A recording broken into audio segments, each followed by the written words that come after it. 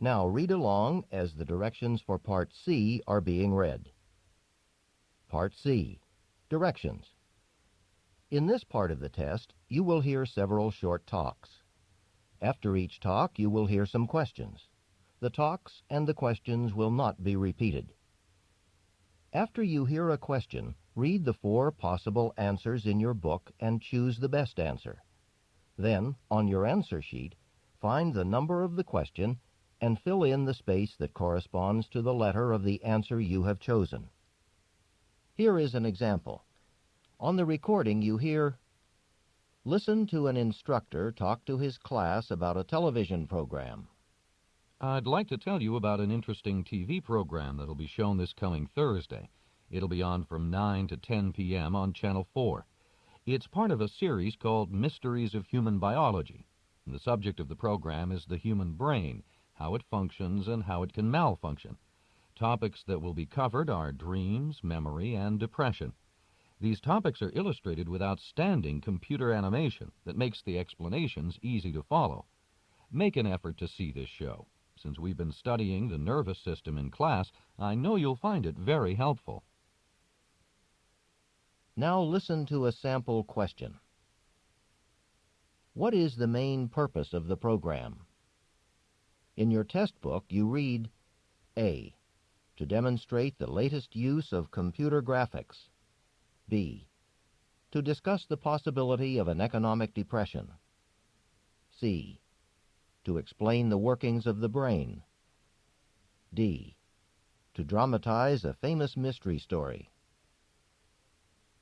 The best answer to the question, "What is the main purpose of the program?" is C. To explain the workings of the brain. Therefore, the correct choice is C. Now listen to another sample question. Why does the speaker recommend watching the program? In your test book, you read, A. It is required of all science majors. B. It will never be shown again. C. It can help viewers improve their memory skills. D. It will help with coursework. The best answer to the question, "Why does the speaker recommend watching the program?" is D. It will help with coursework. Therefore, the correct choice is D. Remember, you should not take notes or write in your book. Go on to the next page.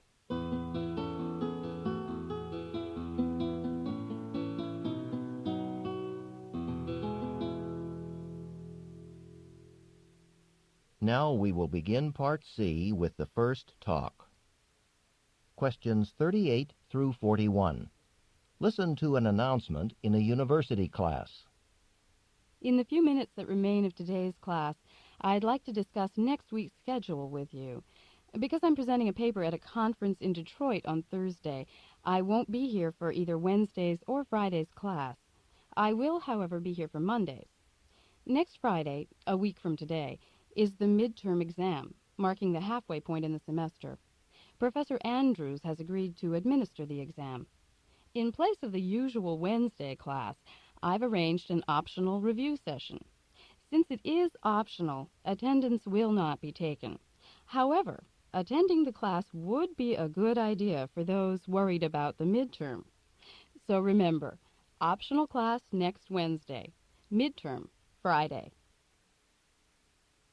Number 38. What is the purpose of the talk?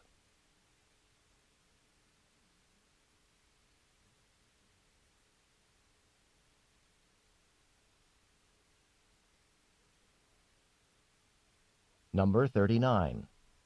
At what point during the semester does this talk take place?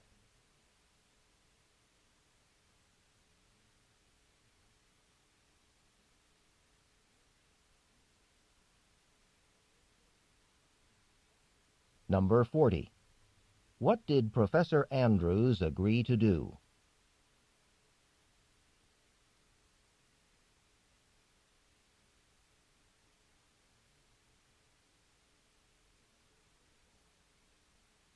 Number 41.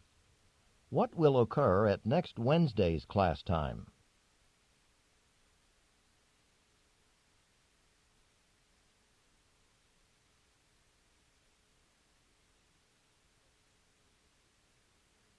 Questions 42 through 46. Listen to part of a talk given in an anthropology class. Today's lecture will center on prehistoric people of the Nevada desert. Now, most of these prehistoric desert people moved across the countryside throughout the year. You might think that they were wandering aimlessly. Well, far from it. They actually followed a series of carefully planned moves. Where they moved depended on where food was available, places where plants were ripening or fish were spawning. Now, often when these people moved, they carried all their possessions on their backs. But if the journey was long, extra food and tools were sometimes stored in caves or beneath rocks. One of these caves is now an exciting archaeological site. Beyond its small opening is a huge underground grotto.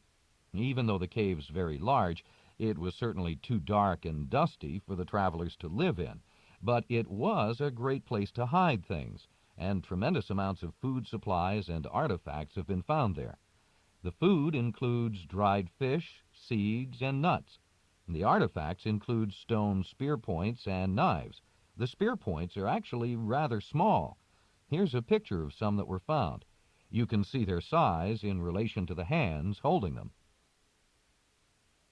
Number 42. What is the main subject of this talk?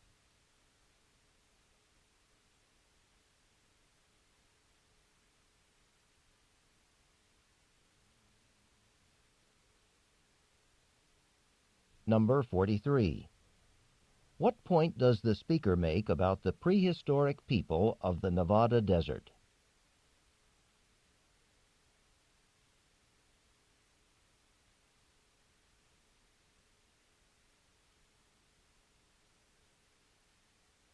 Number 44.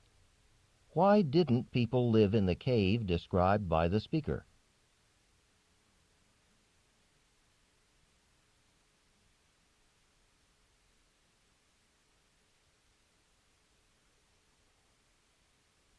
Number 45. What have archaeologists found in the cave?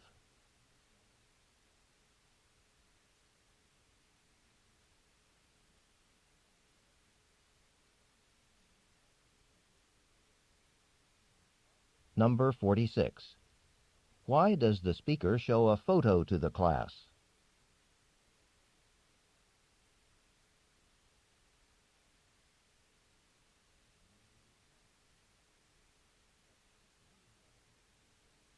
Questions 47 through 50.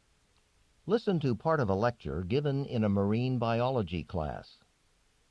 To us, the environment in which fish dwell often seems cold, dark, and mysterious. But there are advantages to living in water, and they've played an important role in making fish what they are. One is that water isn't subject to sudden temperature changes. Therefore, it makes an excellent habitat for a cold-blooded animal. Another advantage is the water's ability to easily support body weight. Protoplasm has approximately the same density as water, so a fish in water is almost weightless. This weightlessness in turn means two things. One, a fish can get along with a light weight and simple bone structure. And two, limitations to a fish's size are practically removed. Yet there is one basic difficulty to living in water, the fact that it's incompressible. For a fish to move through water, it must actually shove it aside. Most can do this by wiggling back and forth in snake-like motion. The fish pushes water aside by the forward motion of its head and with the curve of its body and its flexible tail.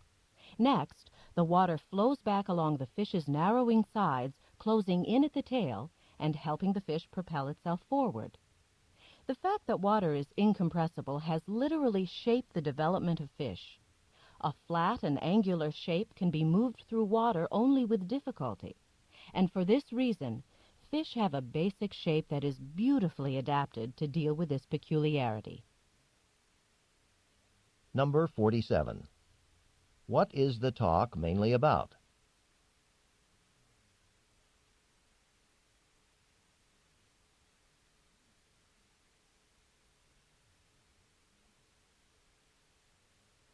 Number 48. What does the speaker mention as a problem that water presents to fish?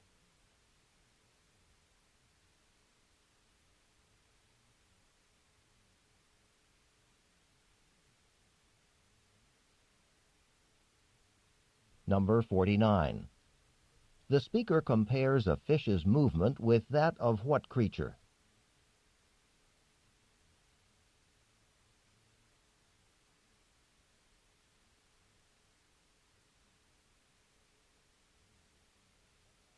Number 50.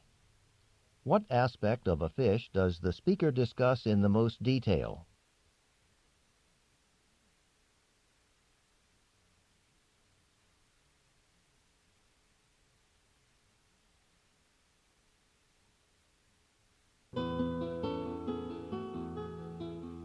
This is the end of Section 1. Stop work on Section 1 now.